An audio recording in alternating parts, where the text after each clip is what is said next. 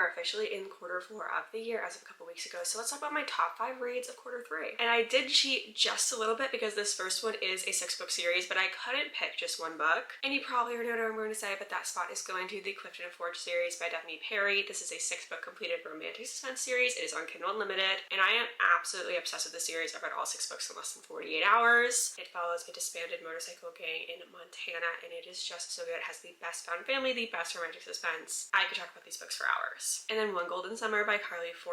This was just everything that I would want in a summer romance book. I loved the granddaughter-grandmother relationship in this one. I loved the romance in this one, the town, everything. It was the perfect coastal summer read. Picture Perfect by Tessa Bailey, I think, has officially declared itself as my favorite Tessa Bailey book of all time, which is a big statement to make, but I absolutely loved this one. Our FMC is a D1 softball player. Our MMC is a hockey player. There's a fake dating element, and they have to be on the same team during her family's kind of like rural Olympics situation. It's so fun. It's classic Tessa in the best way. If you love a sports romance, if you love a rom-com, you're going to love this one. And then the author who I think has claimed the spot as my #1 author of 2025, Jessica Joyce. I read You with a View, and I loved it so much. I do still think The X-Files is my #1 book, but this one is a close second. I'm so excited we're getting a new Jessica book in 2026. I was very disappointed to find out that we only have these 2 books and then a little winter novella that I can't wait to read out from her currently. Our FMC ends up on a road trip with her academic rival from years prior and his grandfather, because she finds out that his grandfather and her grandmother had been in a relationship that no one in her family had known about. Her grandmother recently passed, and she's trying to know more about her family legacy. It's so good. Jessica Joyce writes the best romances I think I've ever read in my life. The way she views the world is so good. I love the way she expresses romance and expresses her perspective in her writing. If you haven't read Jessica Joyce's book, you need to. And back to romantic suspense. I had a very romantic suspense heavy quarter 3 apparently.